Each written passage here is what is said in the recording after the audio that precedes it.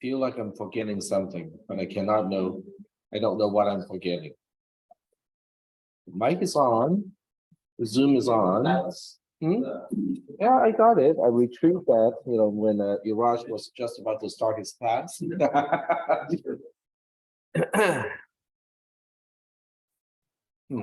Well, I guess I'll realize what I'm missing when I get to that point. Okay.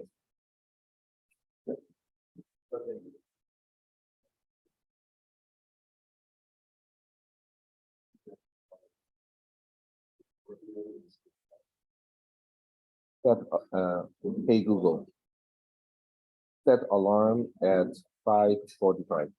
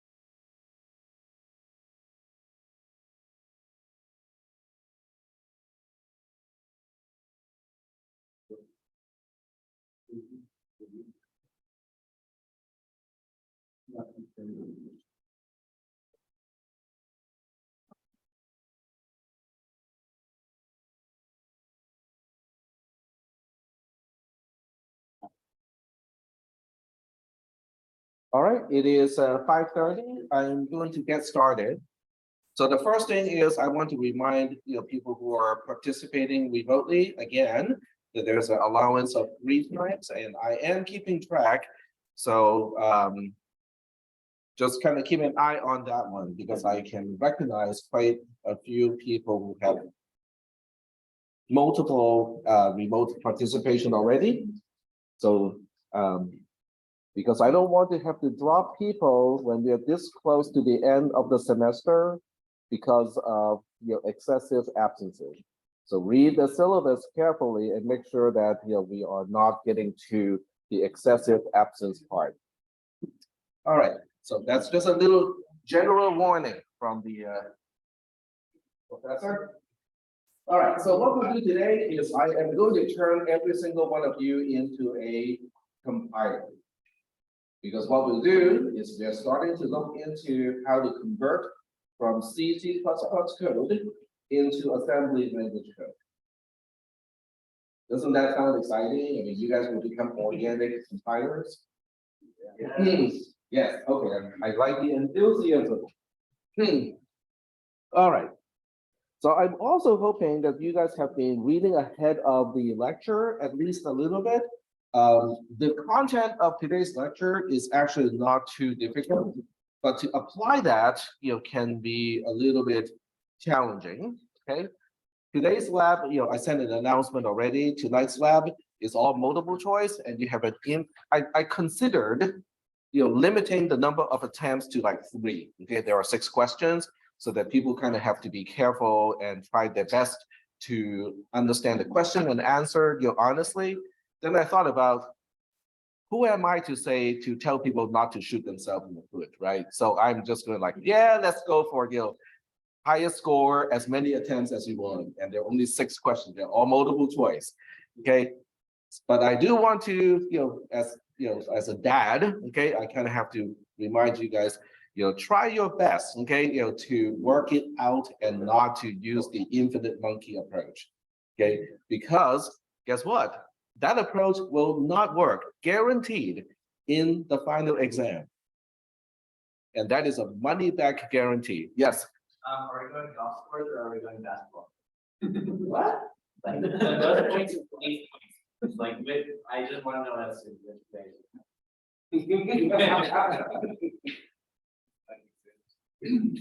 Yeah, the exam is, I can almost tell you what the format is going to be for the exam.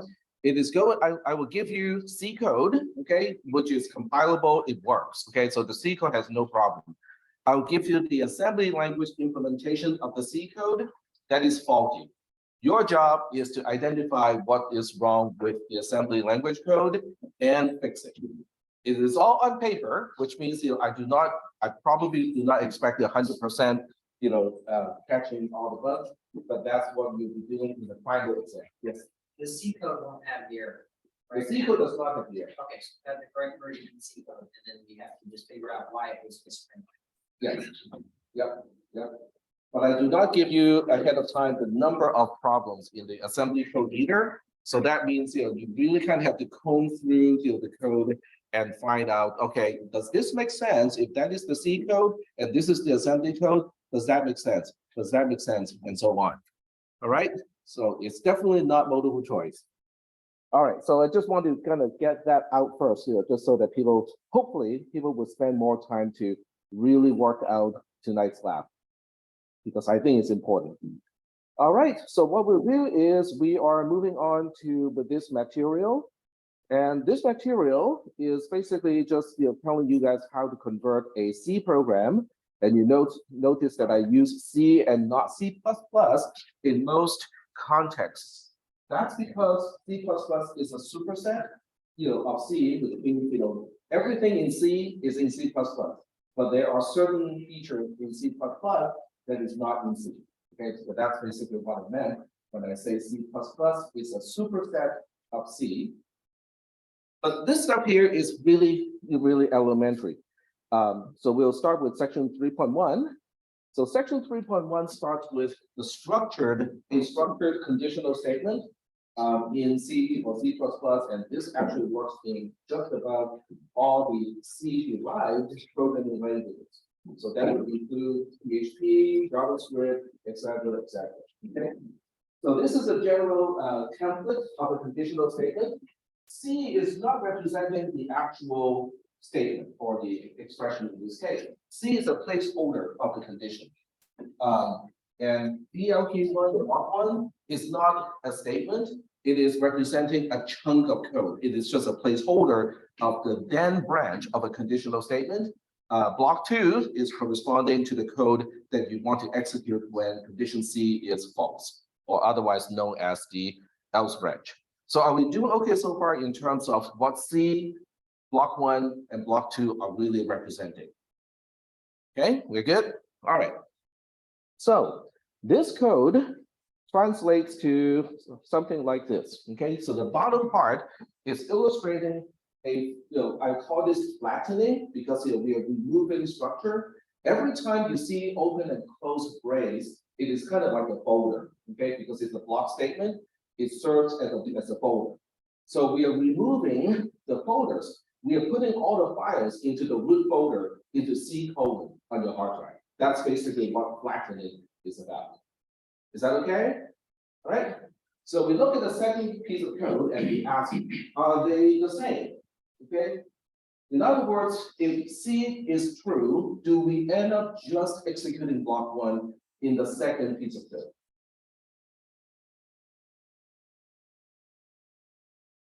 Why not? You're going to block 1 and that's gonna continue executing after. Block 1 is. So let's say C is true, okay? If C is true, then not C is going to be false, right? So not C is false. If not C is false, where do we go? We go to label L. Well, if not C is false, do we go to label L now? We do not. So instead, what do? We fall through to block 1. After we perform block 1, do we continue with block 2? Because we go to L2. So that means if C is true, then we end up only executing block 1, but not block 2. Isn't that the same behavior as the original code? Okay, so now we ask the opposite question. What if C is false to begin with? If C is false, not C is going to be true. If not C is true, then we perform the go to L1 as a statement, which ends up at label L1. And then at that particular label, we continue to execute block 2. Isn't that the same behavior as in the original code? When C is false, we only want to execute block 2, but not block 1. So these two pieces of code are equivalent. Okay, so functionally speaking, they are equivalent. So the question is, well, why are we doing this? If I turn in, this code here with go-tos and labels and whatnot in, Raj, class, or in other classes that you take here, you might have points docked because they're using labels and go-tos, which are big no-nos in most of the other classes. So the question is, why are we doing this? Well, the answer is really simple. Because in assembly language programming, there is no such thing as a conditional statement. There's no such thing as a block statement. Okay, so we have to find a way to convert everything to the point where they are ready or easy to translate into assembly programming language. Is that okay? All right. Yep. Why are labels so disliked? Co-workers are the same. They don't want. Okay. They don't want that in code.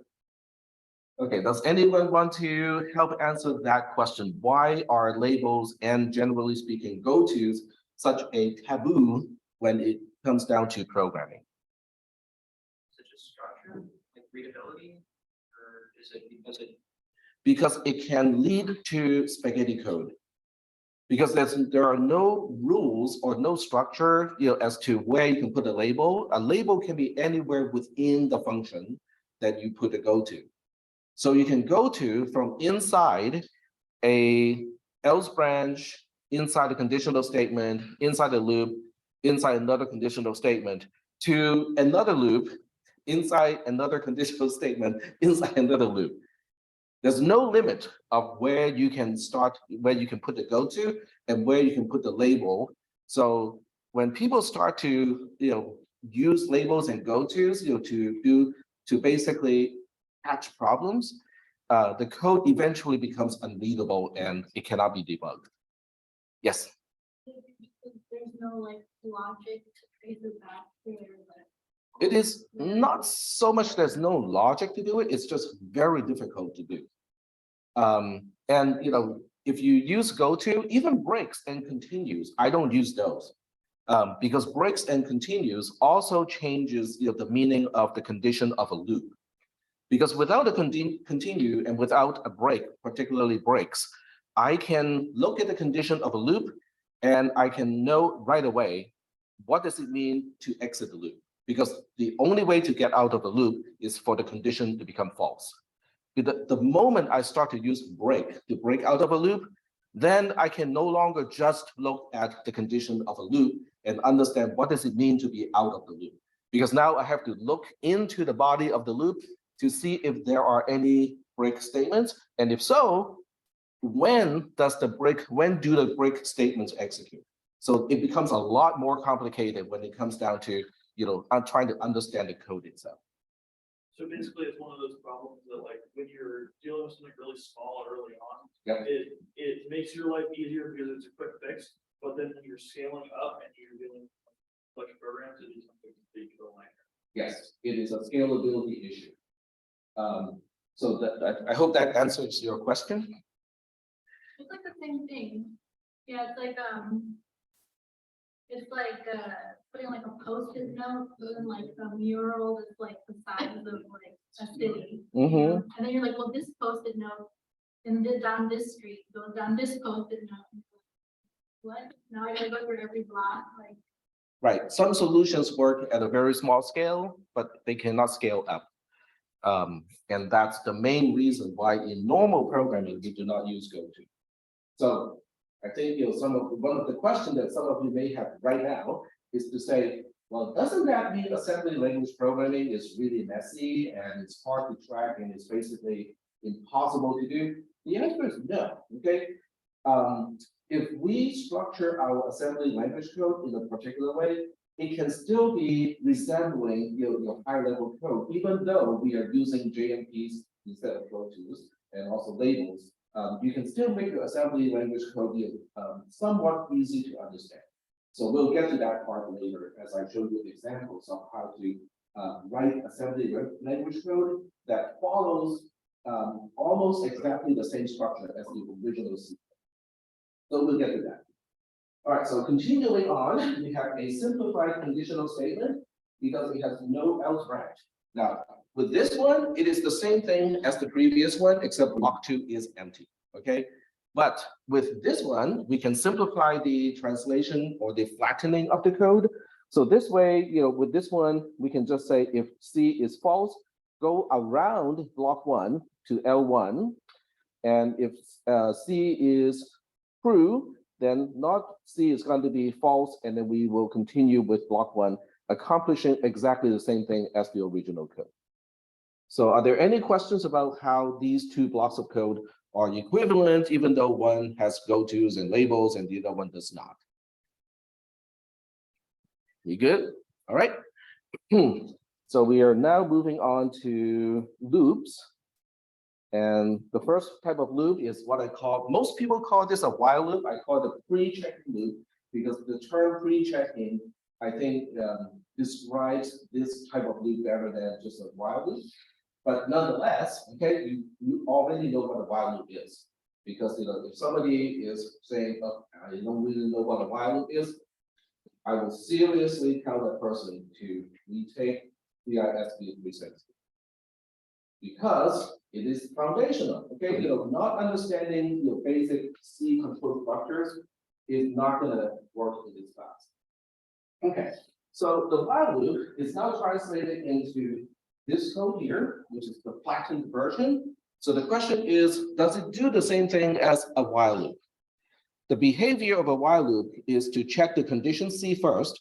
If C is true, then we proceed to the body of the loop, which is block 1. At the end of block 1, then we go back to recheck the condition C. All right, so it's time to take row, and we'll switch to row taking mode. All right, so today is the 6th. Let me unhide this first.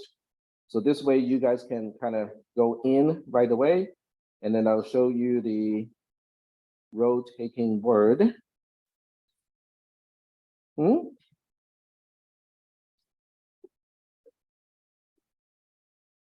All right, go to settings, go access code. All right, so the access code is YACC, Y-A-C-C. You guys go like, what is that word? I mean, that's not even an English word. Is it? Well, it is not an English word. It is a tool that people use in Unix programming. YACC stands for yet another compiler. It is a compiler that generates the code of compilers.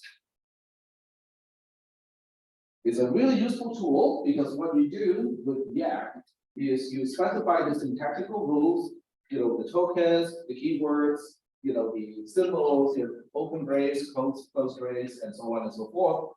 And then between those tokens, you can insert within curly braces what to do. Once we recognize this thing, oh, there's a little bit of stuff we need to do here. So, and then the Yak tool will take that description and in return, it will generate a C program. And the C program will compile that and becomes a compiler that will compile the language that is specified by the Yak source file. So it's called Yak. If you use Linux, there will not be a Yak. Instead, there will be a Bison. Yes, that part is a play of the name. Okay, so Yak is not GPL'd, and as a result, Linux does not want to use Yak as the compiler. So instead of coming up with another clever abbreviation, they decided to call the GPL compiler Bison, because of Bison versus Yak, they're kind of the same animal, right? So there we go. All right, so if you just came in, we are currently taking roll. You might want to write down the word Yak, Y-A-C-C, all lowercase right now, because I'm going to switch back to continue to teach the class. So try to be on time, because coming here a little late can miss important information at the beginning of the lecture. All right, so I am switching back to here.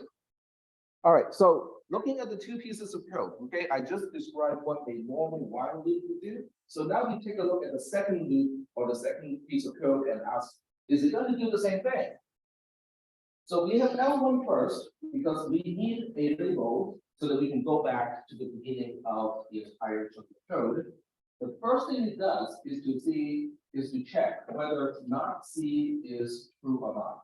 Now, if C is true, not C is going to be false, in which case it will fall through to perform block 1, which is the body of the loop. And then at the end of block 1, it has an unconditional branch or go to back to L1, which means we go back here and then we recheck the condition. That seems to be consistent with what a while loop do. The next question is, are we going to exit correctly? In a normal while loop, it exits when C evaluates to false, and we exit and continue with whatever is next to or whatever is after the while loop. In this case, if C is false, not C is going to be true, which means we're going to take this go to statement here, continue execution at L2. L2 is not here, it is after the unconditional branch back to L1, and as a result, it does perform exactly the same operation. So we good with this one? All right. So if you just come in, we are currently taking roll already. The word is Yak, Y-A-C-C, not Y-A-K. So moving on to post-checking, okay? Post-checking loops are not usually used a lot in C or C++ programming because it guarantees that you will perform one iteration of block 1, because the checking of the condition is after we perform block 1. And that's why I call do while loops post-checking loops, because we check the condition after we perform the operation. But the most common name of this kind of loop is either do loop or do while loop in most literature. All right. So with the original C code, it would perform block 1 first, and then it checks the condition. If condition C is true, it goes back and performs block 1 again, and it falls through here to recheck the condition. And we'll keep doing this until C becomes false. Then it will kind of fall through. All right, so I'm going to have to say that again. If you just come into the classroom, we are taking roll. The word of roll taking is Yak, Y-A-C-C, all lowercase. All right. So now we look at the assembly code, and not assembly code, the flattened code, and see if it's doing the same thing. We have block 1, and which means the first time we perform block 1 is unconditional. You always perform that once. And then you get to the conditional statement. We check whether C is true or not. If C is indeed true, we go back to L1, which means we perform another iteration. But if C is false, then we are not going to go back to L1. which means we fall through and we will continue to execute whatever is following the unconditional branch.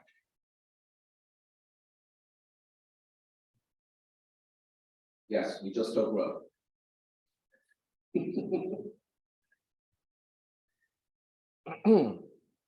See, Dan and Naya, would edit out all this, extra stuff that has nothing to do with instruction. I leave everything in my videos. All right, so that's it. Okay, we are not going to talk about switch statements in this class. And why do I not talk about switch statements? Well, you can handle it, but for the most part, switch statements is kind of like a gigantic conditional statement in a way, not entirely, but for the most part. I also really personally do not like the way switch statements are structured in C and C++, although it does come in very handy sometimes, where a case can fall through to the next one. It can come in very handy. But it's also very tricky because if you have a case and you forget to put a break at the end of the case, then it will naturally fall through to the next case. And visually speaking, it's difficult to spot that lack of break at the end of a case. So I really do not like to use switch statements unless I really have to. All right, so that's just my personal preference. So this is it, okay? So in terms of control structure, we have conditional statements, we have pre-checking loops, and then we have post-checking loops. And we have a way to flatten each and every single one of those. So what if block one itself has a conditional statement? Or what if block one itself has another loop, and there's another loop inside that, and there's another conditional statement inside that? We just apply this technique recursively, right? And whether you want to work from the outside in or from the inside out, doesn't matter. I would choose a consistent way to do it, but as long as you flatten every single structured code like this, then you'll be ready for the next stage. Okay, so basically we convert all the things that are quote unquote conditional to something that looks like this. If blah blah go to something, it becomes a conditional branch. Is that okay? Is everybody making a connection between what we are currently talking about and making a connection to what we talked about in the previous class, which included conditional branch statements? Okay. Okay, but then you guys will be asking us like, yeah, but C is a placeholder. It can be a very complex expression using logical OR and then logical AND on one of the sides, and then another logical OR and another logical NOT, blah, blah, blah, right? It can be a very huge, complex expression. What do we do then? Because we don't have a flag that would correspond to a complex expression in Boolean, right? So that's what we will talk about next.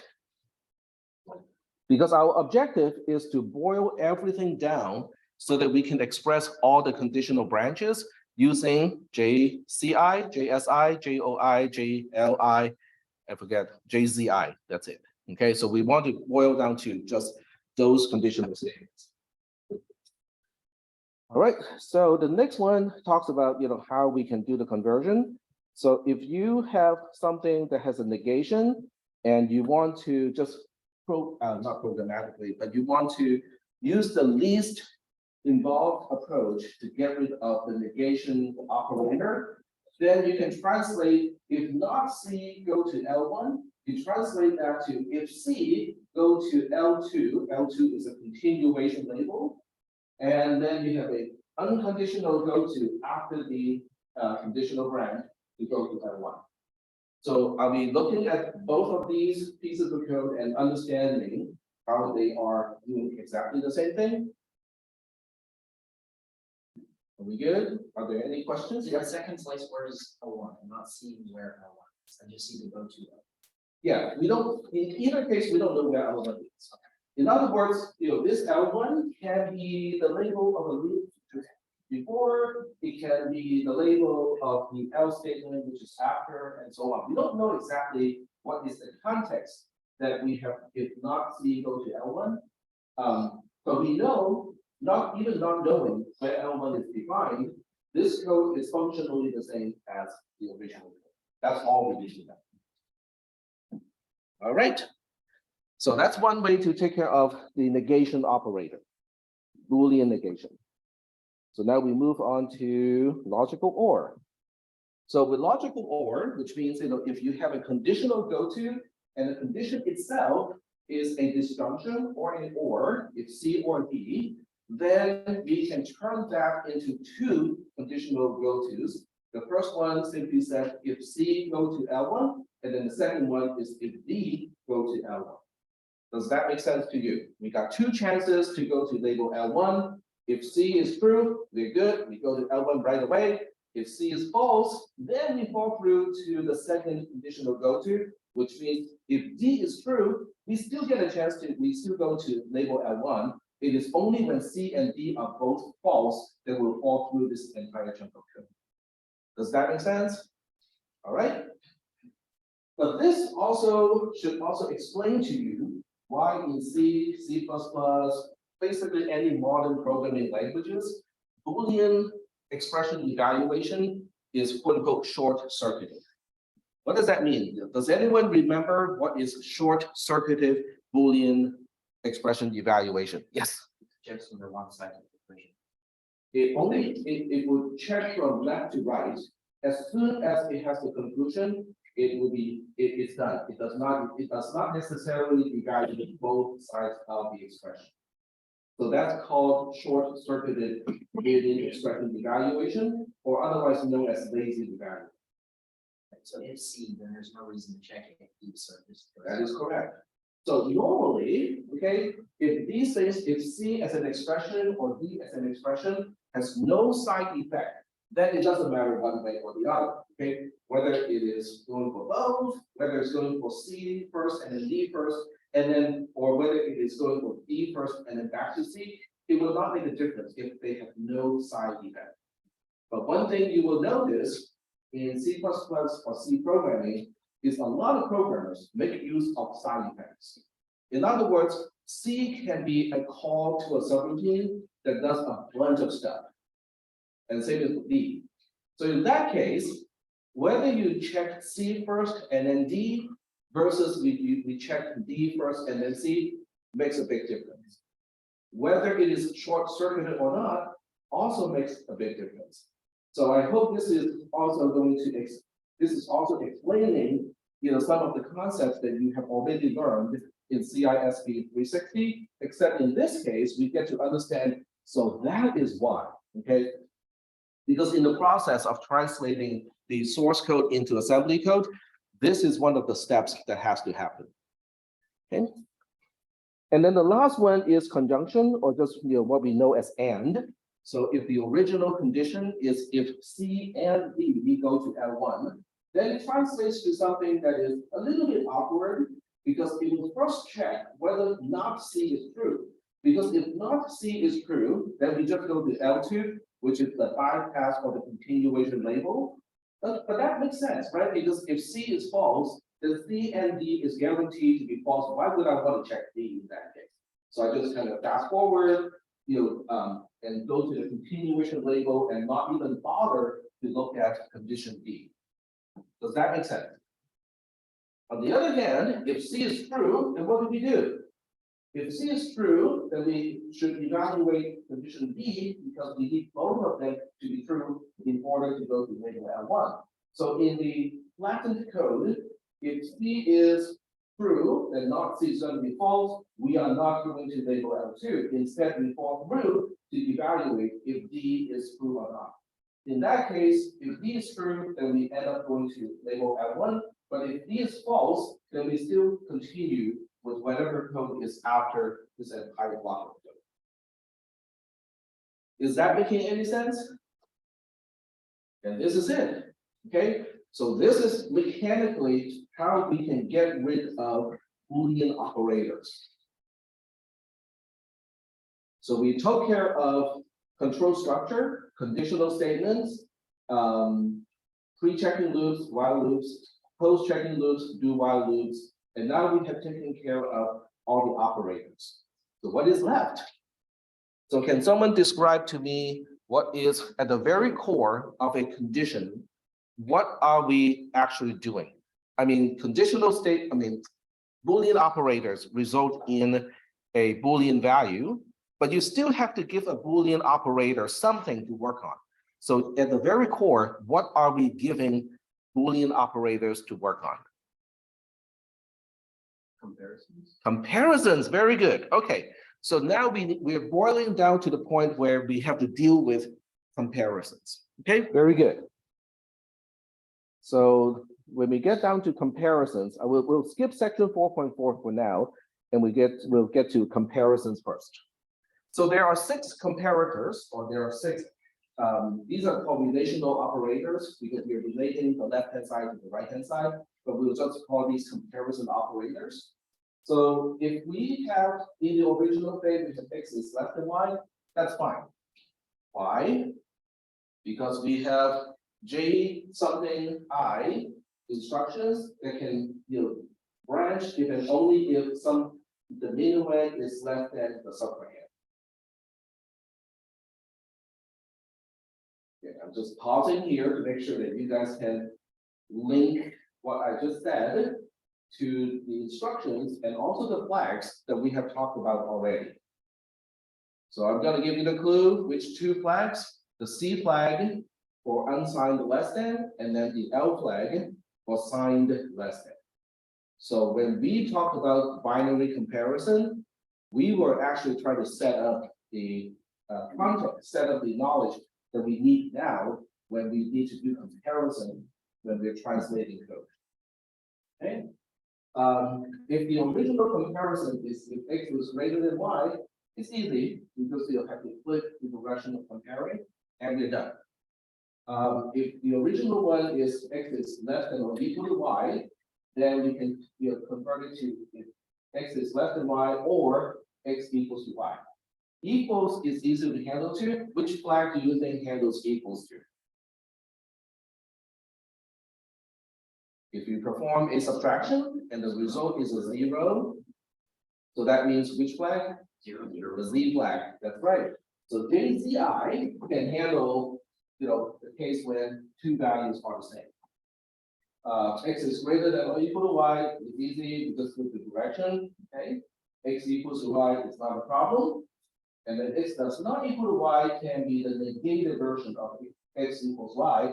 But the negation is already discussed earlier. We know how to deal with the negation of something. So that covers basically everything. So now we look at general compare. So now this R, lowercase r, is a placeholder for one of the relational operators. Now, because of the previous section, we have reduced this R to be either less than or equal to. In which case, we have JCI or JLI for less than, and then JZI for equal to. So we can use a single instruction, single conditional branch in TTPASM to handle this R. The question is, what do we use as the conditional branch here? So if this is less than, then we have to use J, either C or L1. If this is equal to, then we use JZI L1. But the way we compare XY has to be XY ordered like this. X has to be the minuend, Y has to be the subtrahend. Yes? So why do we need both JCI and JLI? Don't we need only JLI? No, because there are unsigned variables in the program. So when variables are unsigned, you need to use JCI. If they are signed, then you use JLI. All right. So the example that I have all the way down here is to say if the original thing is if x is less than y, go to L1, then we translate that to compare xy, and then we use a JCI in this case, assuming x and y are unsigned variables or unsigned expression. Are we okay so far? So somebody's going to look at this and go like, okay, we have we have handled just about every single possible situation. We have handled the control structures, conditional statements, the two loops. We have handled the Boolean operators, negation, conjunction, and disjunction. We have handled even all of the other relational operators, okay? Greater than, less than, greater than or equal to, less than or equal to, not equal to. We got all of those, right? What if X is a complex expression? What if it is, this times that, the whole thing, add this thing to it, and so on and so forth? Well, do that computation, stick it into a register. Do the same thing with expression Y, stick it into one of the registers. Then we can boil everything down to just CMP and then the two registers. Are we good so far? All right, cool. So now we really have everything that we need to translate code all the way down to TTPASM code. So we'll start with an example, okay? Finding the maximum of a few values, okay? That's one of my favorite examples, in CISP310 and also in this class, because you can do it in a nested way. You can also do it in a not so nested way, but you can use complex expressions. So we can do it in both ways, and then we'll try to find out, how that code translates. All right, so we'll go ahead and use a text window for this. Okay, so let me resize the window first. It is a little bit too big right now. It's not going to show very well. So we'll change it to kind of the normal size, and then we'll zoom in when I move it into your view, like so. Like so. Okay, so I think we can see all this. For those of you who are also in my 440 class, this should look kind of familiar, especially if you watch my video. 6 people watched that video of how I came up with this program in 2 hours. And I was talking to myself the entire time. Do you know how hard it is to talk to yourself when you're coding? 2 hours. Give it a try. Give it a try the next time you do your homework assignment for like 430 or 400. Just try to talk about it, intending that content to be watched by somebody else while you're actually thinking and trying to debug the program. Some people do it anyway. Some people are very verbal. So when they need to think, they need to hear themselves when they're processing. I'm not one of those people. I need to be quiet and just listen to music when I'm thinking and trying to debug a program.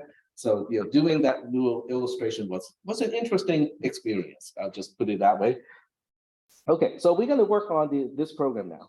So we'll go ahead and look at this program. We'll say find the max 3, because we're trying to find the maximum in 3 variables. And I still need to use a function. We are not going to talk about functions yet, okay? But in C and C++, you can only put code within the context of a function. So I cannot avoid having a main function here. So we'll go ahead and just say int x, y, w, x, y, z, okay, w, x, y, z. And we'll say x equal to 0, w equals to 0. I need to initialize these a little bit just so that the compiler does not optimize these variables out of existence. All right, so now we need to write the code. So we want z to become the maximum of w, x, and y, okay? So that's pretty easy stuff that you should be able to do now, and you have an option, okay? You can do this using nested conditional statements. You can also do this using the if construct. So there are a few ways to look at this. So I'm going to do it using a very structured way first, okay? So we'll do comparison between 2 variables only each time, and then you'll use nested conditional statements to handle this. So we'll say if w is less than x, we do this, else we do this. And don't forget to return 0. And this is really typical of how I write code, because I would write out the entire structure first, the skeletal part of the entire condition, in this case, the conditional statement, and then I go back and backfill what is supposed to be between the braces. Can someone kind of guess why I do it this way?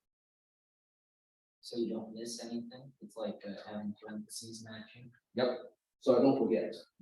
Now, most modern IDEs would automatically put in the close brace when you type the open. So most of you do not probably have to, write code like this. This is VI, which is a very, very old style, editor, but it has a lot of features that I really like, so this is how I write my code. All right, so if we are here, we can confirm that W cannot be the maximum, right? Okay, so now we say, all right, let's compare X with Y. If X is less than Y, then X cannot be the maximum. Then we say, okay, let's compare Y to Z and see if it is, see which one is larger. So I forgot the else of this one. So else here too. All right, so by the time we get here, what do we know? Which one has to be the maximum? Z has to be the maximum, because in order to get here, W is less than Y, X is less than Y, excuse me, W is less than X is less than Y, and Y is less than Z. Yes? Oh, it's not Z, right? Yeah. Yeah, I got one level too many already. Yeah, we only got 3 variables as the suppliers of values, and Z is supposed to store the maximum. All right, so you're correct. So in this case, Y is the maximum, which means in this case, what is the maximum? X is the maximum. Very good. So now in the else case here, I'm going to have to comment here to say that X is less than Y is false, because when I write code this long, sometimes I need the context of what does it mean to be in the else branch. So the comment of how I end up in the else branch can be helpful if the program gets longer and longer. So this is just something that I personally practice. All right, so in this case, W and X can be the same, but W can also be greater than X. So I can toss X out as a potential maximum. So now we just have to compare between W and Y. And once again, we have the if and the else, the then statement and the else statement. So in this case, Y is the maximum again. So we have Z equals to Y. And then in this case, W is the maximum. So we have Z equals to W. And that should be the end of this. Okay, this is one way to find the maximum of 3 variables. Are we good so far? All right. So now I want to translate this code into assembly language code. But if you were to do it in one single shot, it can be very difficult to debug. So instead of doing that, I'm going to flatten this code step by step. Okay. So in order to give you a way to compare and contrast the flattening process, what I'll do is I'm going to save this file first. Okay, the CP. Oh, it's supposed to be find max, not fixed, so I need to change it anyway. So this is going to be the first one. I'm just saving a backup here. And I need to change the name because it's supposed to be find max, not fix max. So this is find max 3.c. All right, so now I'm ready to flatten the code. So once again, flattening means we are removing braces. Okay, so I personally prefer to work from the inside out, and you guys can definitely work the other way around. So I'm going to work from the inside out, which means I'm going to deal with this conditional statement first, starting on line 11, ending on line 18. I want to flatten it. So how do we do this? Well, if you're not familiar with this process, you can refer to the notes and just look at this and go like, what is my C?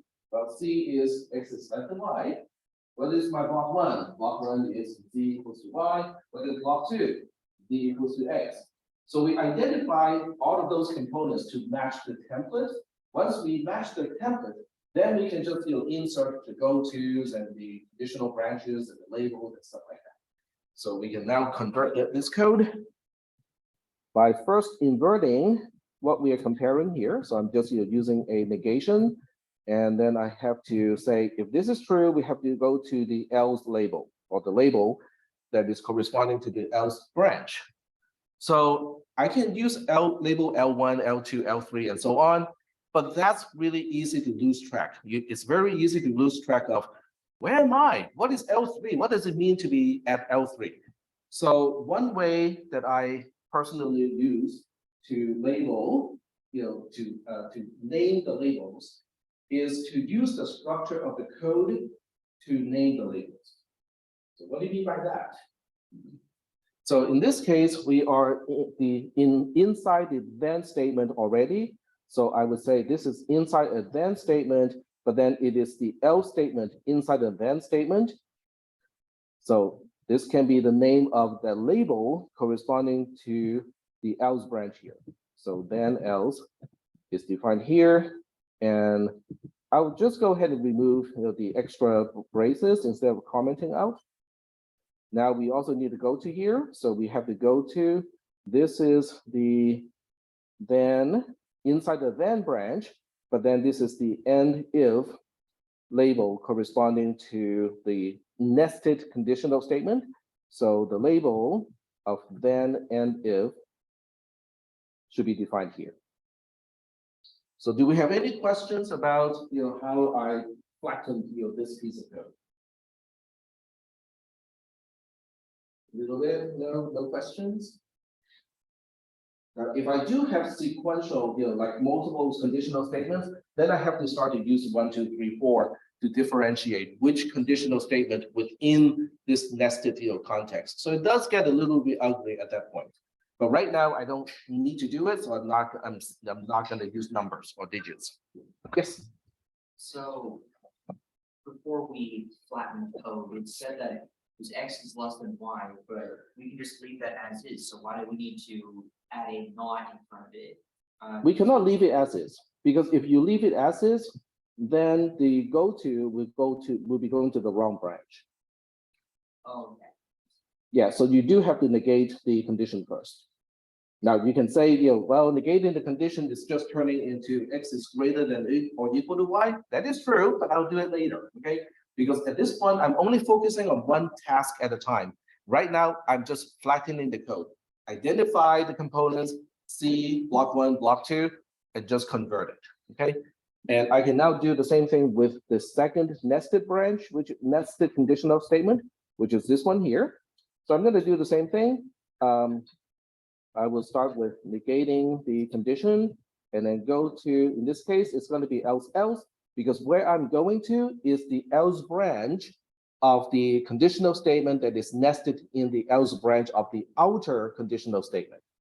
So now you can see why I named the labels this way, because now the label itself would also tell you what this label means. Okay, where am I in the entire program? So that label is going to be here. So we'll say else, oops, and then get rid of this, get rid of this, get rid of this, and all that. But don't forget to get around the else branch when you're at the end of the then branch. So this is going to go to else and if. Else and if, it's going to be defined here. There we go. So the question is, do you think we did this correctly? I don't know. Maybe I made a mistake. Can I test this code in GDB? Yes, we can. This is still C code. We have not even started with assembly language code. We are really just rewriting the original C code using structured controls, using control structures to the flattened version of the control structure. So this code can still be tested using exactly the same tools that you would otherwise use to test your C code. So GDB would work, VS Code would work, any IDE with a debugger would continue to work. All the test cases that you use to verify the original code would also work here. So that makes debugging this code pretty easy, okay? Because this is not specific to TTP at all. This is just, this is still C code. All right, so I'm gonna save this file, okay? I'm gonna save this file using find max3.c.2. So now we are ready for flattening the outermost conditional statement same deal. So we start with inverting the condition, and then we go to, in this case, it's really just going to the else label, but I cannot have a label named else. Actually, I take it back. Yes, we can, but I cannot define the label. I don't think C would let me do it. Let's see if we can do that. I don't think so. So I don't think I can actually define a label with the name else, because else is a reserved word. The reason why I say this is from the perspective of the compiler. The moment it sees your else and then something other than a continuation of the ID, the identifier, it would say, this is else, and then when it encounters the colon, symbol, it would go like, I don't know what to do with this. Okay, so I'm going to compile the program right after this. Okay, so we take out all these things here, and this one needs to have a go to and if is fine, and if is not a reserved word in C and C++. So we define and if over here, get rid of all the braces like so. And yeah, I think we are ready for a test compile. So GCC-C find max stuff. Yep, it doesn't like that. All right. Just as I expected. That's fine. We'll just append a 1, as part of the name of the label, like so. Okay. So otherwise, this code should work the same way as the original code. Are we still doing okay so far with all of this stuff here? Okay. All right. So the next thing we can do is to convert this into actual assembly language code. Now, we have not talked about how to use variables in assembly language code. We have only talked about how to use registers. So we'll make this assumption that W, X, Y, and Z correspond to registers A, B, C, and D. Is that okay? Okay, because right now I have not talked about variables, and I'm not going to talk about the variables until I have talked about functions, because I don't want to talk about global variables. Because I don't want to use global variables at all. And why is that? Similar to the reason you don't use labels, right? In C programming. That is correct. Okay, basically using the use of global variables in a small program is okay. You're not going to run into any big problem.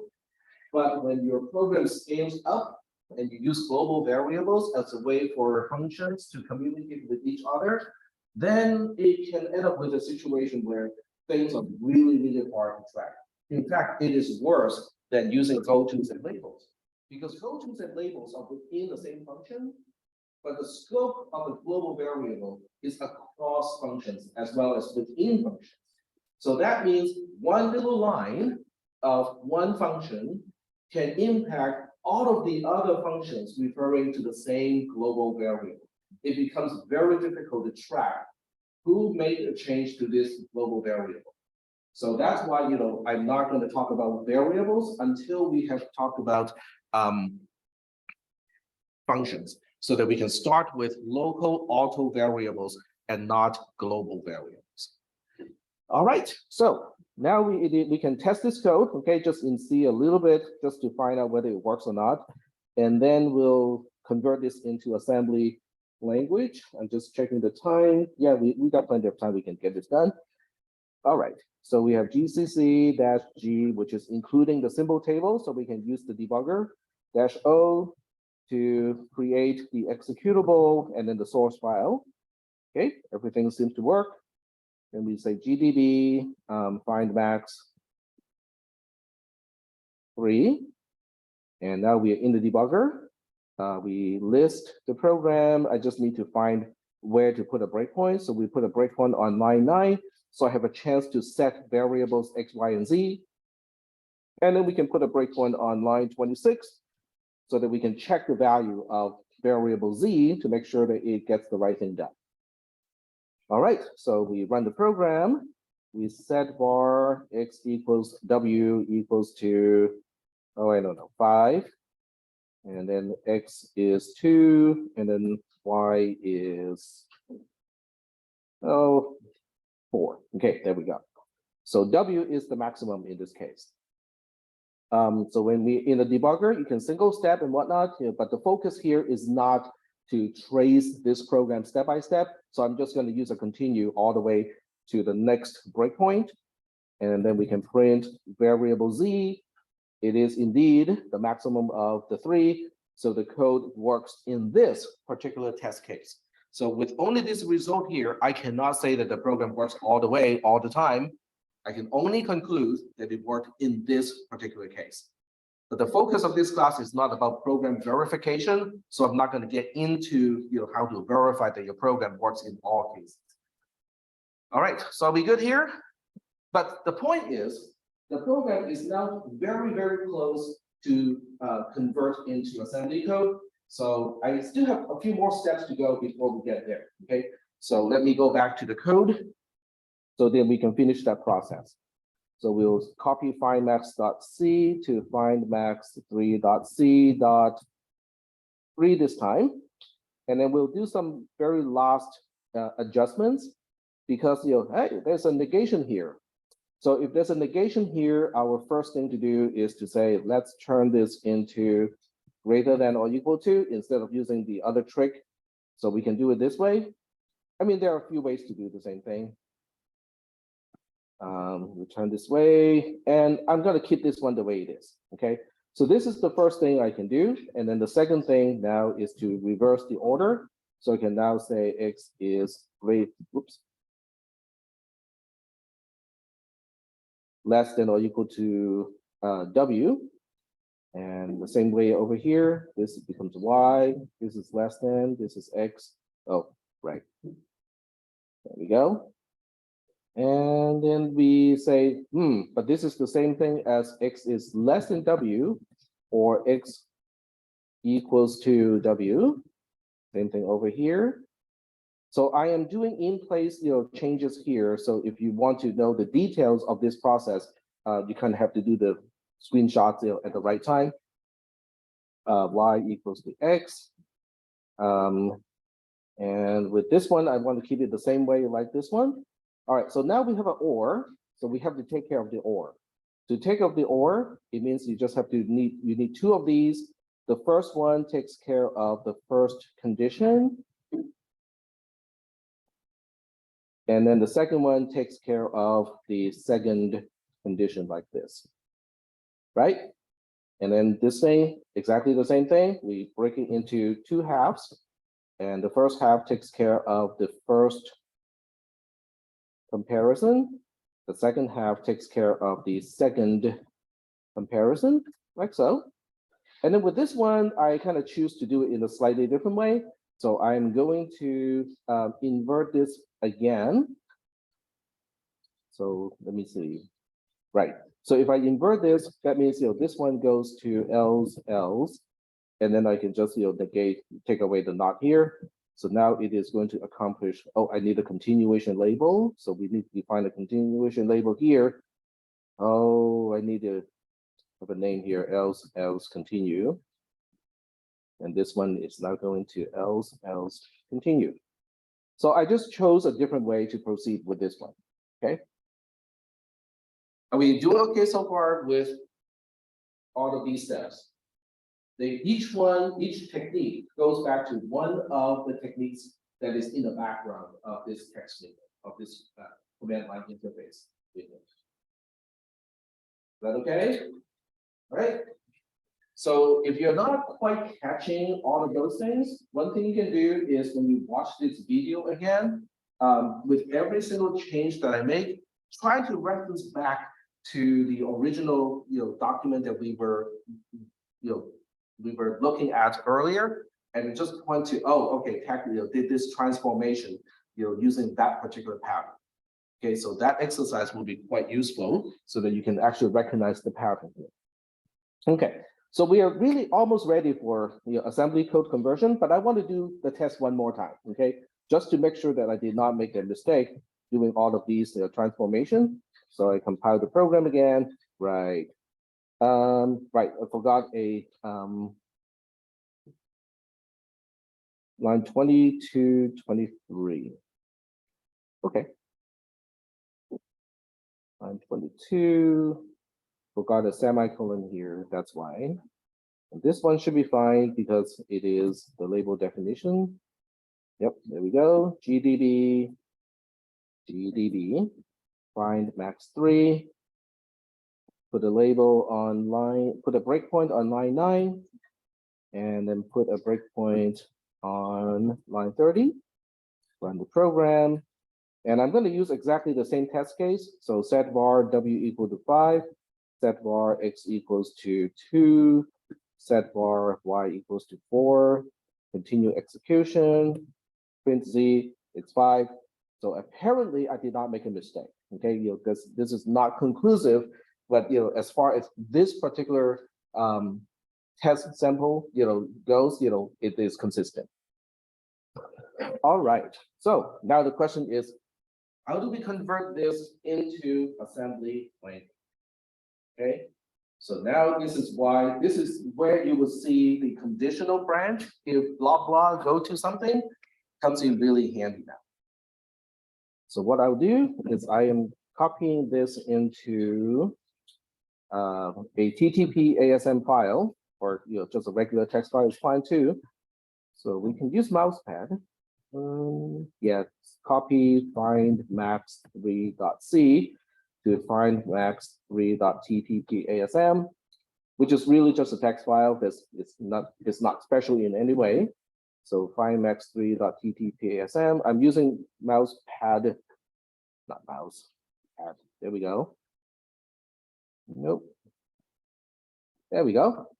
So what I'm going to do now is to say, okay, W is register A, X is register B, Y is register C, and Z is register D.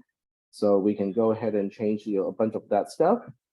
So this stuff here is not going to be useful. I'll start with a no-op instruction. There's a reason why I want to do this, but we'll talk about that later. All right. So the first thing is we are comparing. This is supposed to be register B. This is supposed to be register A. So what do we do when we want to, when we want to do this, when we want to perform this conditional statement? So the answer is we just use a compare instruction, compare X and W, and then this is less than. I cannot remember, I think this is signed integer. So it's a JLI to label else1, and that's it. Are we doing okay so far?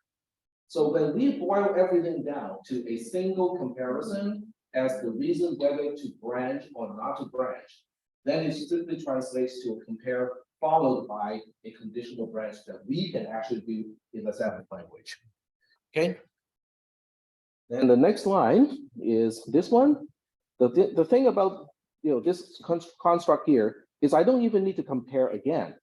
The result of the previous compare is still here. So I just need a JCI in this case to else1. Okay. So does everybody understand why I don't need to compare again?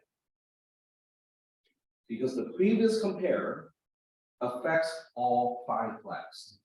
It affects C, Z, S, O, L. They're all affected at exactly the same time. So that means, if I want to compare X and W again, I can, but it doesn't do anything at all. It does not change the flag register in any way because the registers have not changed. All right. And obviously we don't have X or W, so we change this to register B and register A. All right, so now we have these two to take care of, and I'm maintaining the same indentation. So CMP, this one is going to be C versus B. And once again, we are branching if it is less than, so we have a JLI to then else. And then the next one is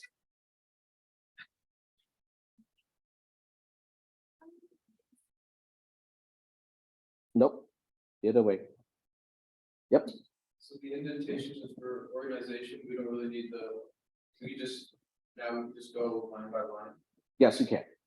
Yeah, I prefer to maintain the indentation, because I like to see how things are nested. All right, so now we look at this one and go like, can we do this? Register D is Z, register C is Y. So can we do this, Z equals to Y using a single TTPASM instruction? And what would that be? Anything with LD has to do with memory. This is strictly between two registers. CPR, copy register, that's it. Okay. So this is CPR, ZY. So I try to maintain the order of the left-hand side is the one being changed. The right-hand side is supplying the value. So that's why it's fairly easy to translate into assembly code. The definition of, we have an unconditional branch here. Okay, so get back here. All right, so this part is a JMPI. So all the go-tos simply they all become JMPIs. So this is becoming JMPI to then and if. Label definitions don't need to change at all. So we just have to change this statement here and turn it into a CPR again. This would be register B. I forgot to change the other one. This is D, this is C. Yep, there we go. And then we have an unconditional branch here. So at this point, I don't even need to know what the original program is doing. All I'm doing is at a microscopic level, line by line, statement by statement, and just do that translation. So at this point, this one is JMPI to end if. Label definition stays.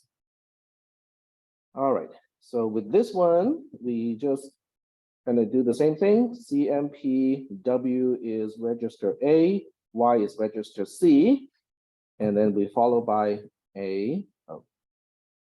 scroll a little bit, followed by a JLI. The L, this L is because of the less than relational operator here, okay?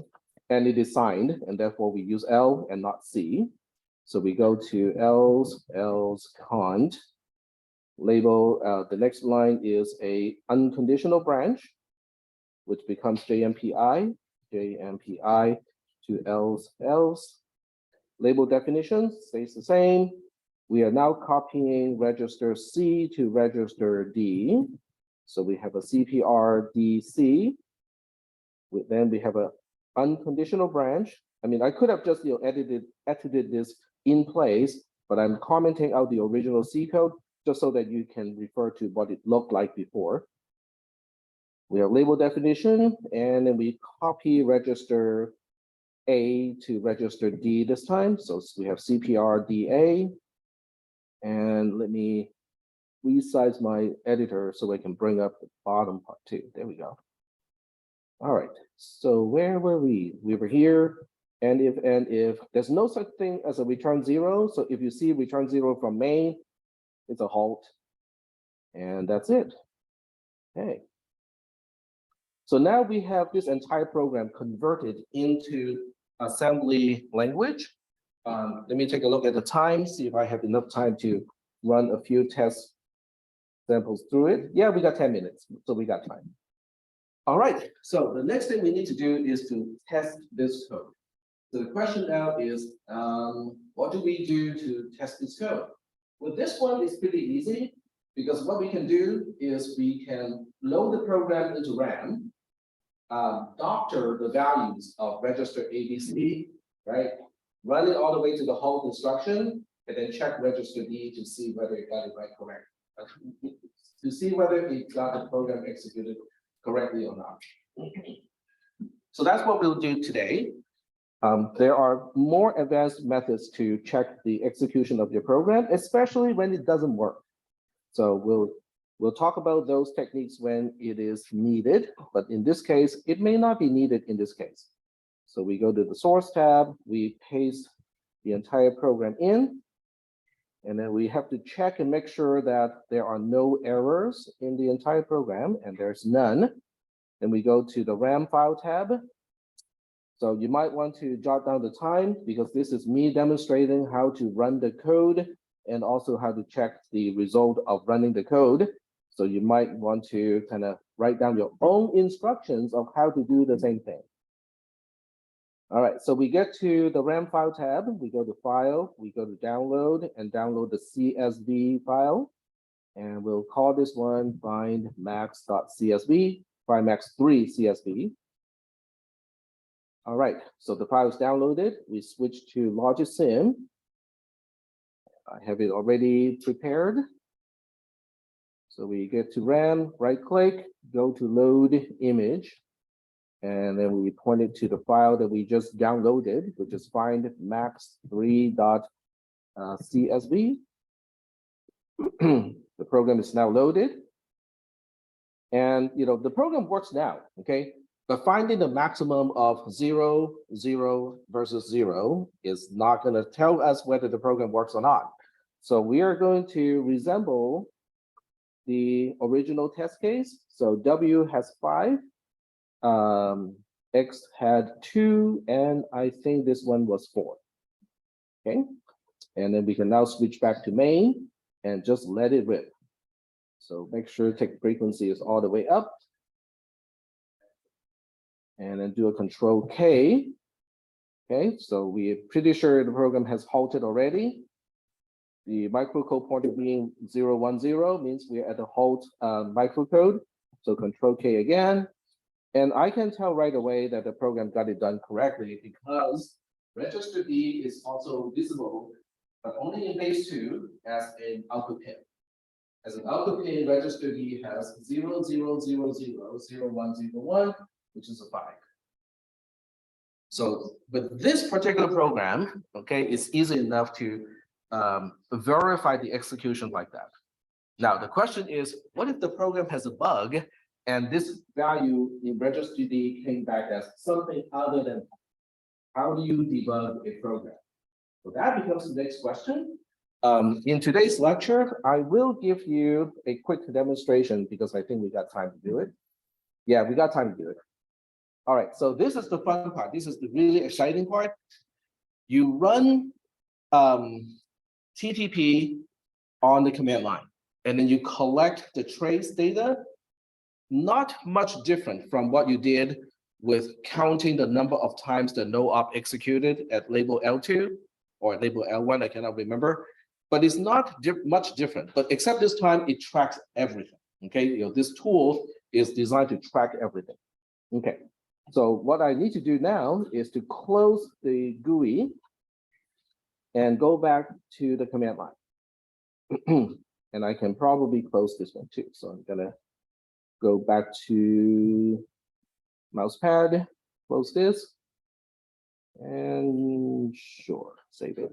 There we go. So we'll run this code using the command line tool, java-jar, and then the path to LogiSim itself. So in this case, it is in my documents folder under CISP310, under processor, and then LogiSim310.jar. And then you supply the path to the processor 0004.circ file, which is in the same folder. So I have to repeat the same path to that folder, except this time it is processor 0004.circ. All right, so if you press the enter key right now, it will just bring up the same GUI that we saw earlier. Okay, it will load the processor into LogiSim and go like, okay, what do you want to do? But we want to run the program automatically. Okay, so now we have to specify -load, and then we have to specify the path to the CSV file that we downloaded earlier. So that would be in my temp folder. It's called find max3.csv. So -load would automatically identify the one and only RAM component in the entire design and load the content into the RAM. So it would get all of that done automatically. So if you were to press the enter key right now, it will still go into GUI mode, except RAM has content in it already. So we have to now type tab-tty table. You might remember this part from way earlier in the semester, because what this would do is it will run the entire thing, but it will also give you the output on the standard output here. So let's try that first, okay? We'll see a lot of gibberish, like all the zeros and ones and whatnot, but it should work. There we go. You go like, that's not gonna help me at all to debug the program. What are we gonna do with this, right? So what we're gonna do is to redirect that to whatever file you want to call. I personally just call this findmax3.tsv, so everything has the same file name, just different extensions. All right, so it's all done. The file that we call findmax3.tsv now contains everything that we used to spill out to just standard output. It is now captured or redirected to this file. Are we good so far? Okay. This file is not intended for people to read. In other words, if you were to open it in an editor, yes, you can read all the zeros and ones, but you cannot easily interpret what they mean. So what this file is intended is to be analyzed by one of the tabs here. So you go to the trace raw data tab, and then you go to file. So this is also a place where you might want to jot down the timestamp. It is 6:47 p.m. on the 6th of April, because you will need this. Then you go to import, and then you upload, and you specify the file that we just generated. Make sure you make a distinction between the CSV, which is comma separated, versus the TSV, which is tab separated. We want the tab separated. And then it will ask you a few questions. We do not want to create a new spreadsheet. We want to replace the current sheet, not the current spreadsheet, just the current sheet, okay, which is a tab. And we do not want to use automatic detection. We want to use tab. And this is also very important. Turn off the convert text to numbers, dates, and formulas, because this feature does not handle hexadecimal numbers nor binary numbers. So we want to import everything as strings and then let my script in Google Sheet to handle auto processing. Okay, so with all this done, we say import data.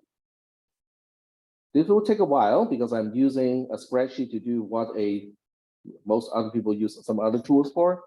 So now when it's all done, you go to analysis, and this is what you get. Okay, it's done working. So the columns are important.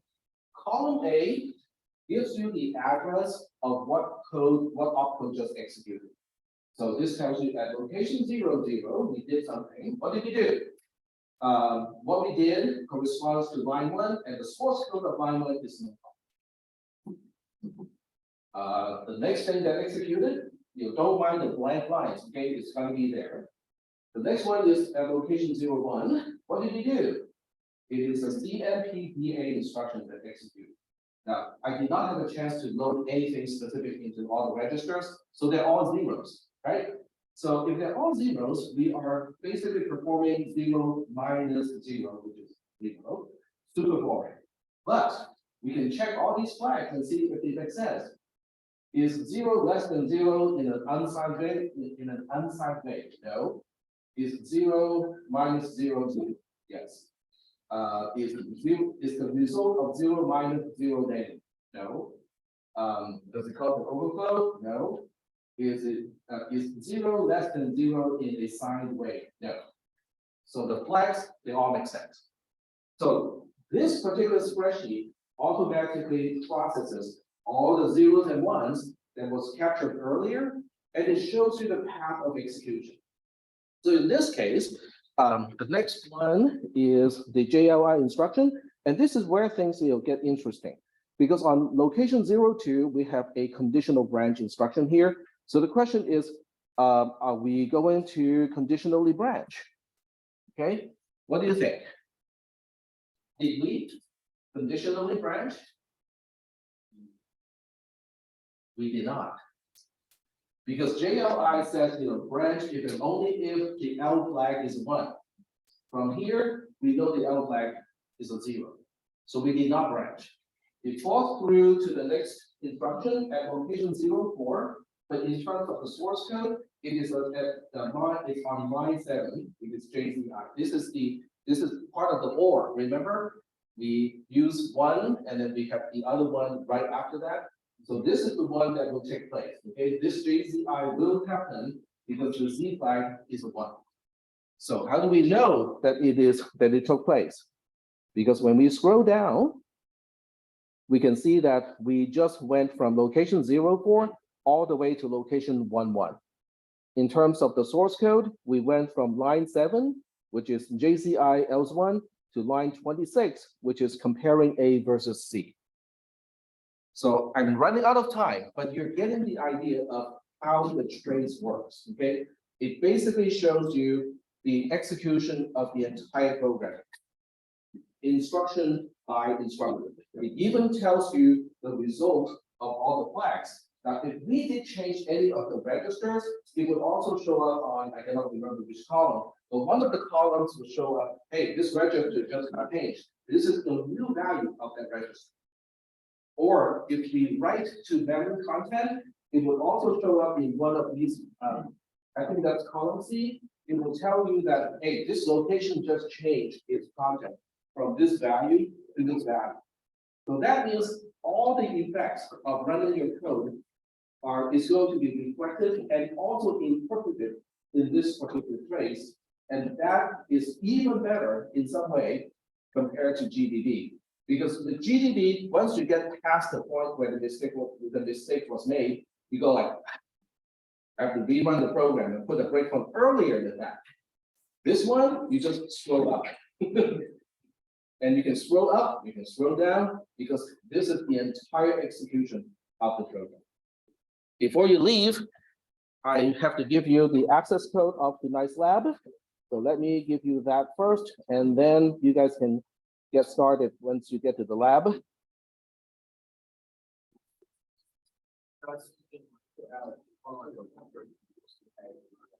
All right. So this lab is, it has something to do with control structure. It's this one here.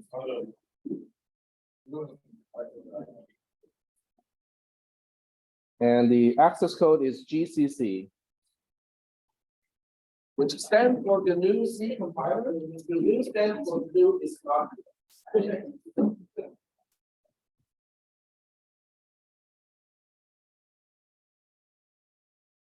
Hey. Did it go from line 5 to line 7 because you had that comment in the? Yeah. Yeah. So you're meaning to say that they were like sequential, like what happens one after the other? Like it didn't execute because there were. It skipped or continued. Okay. I just wanted to. Yeah. So every line that has a comment, it does not have it. If it doesn't have an instruction, it won't show up in the trace because it doesn't actually run on. There's nothing to execute. Because it was consecutive, like 5, 7. It would have been 5, 6 if it wasn't a comment. That is correct. It would have been 6 if I did not have that one line of comment in between. That is correct. Thank you. Yep. I just want to say at the beginning of the lesson today, you said you return us to organic compilers. You will start to continue resistance is futile. So then when the last sentence. It will be better if you after that added resistance is futile. Resistance is futile. But that reference, not everybody understands that reference. I mean, in this particular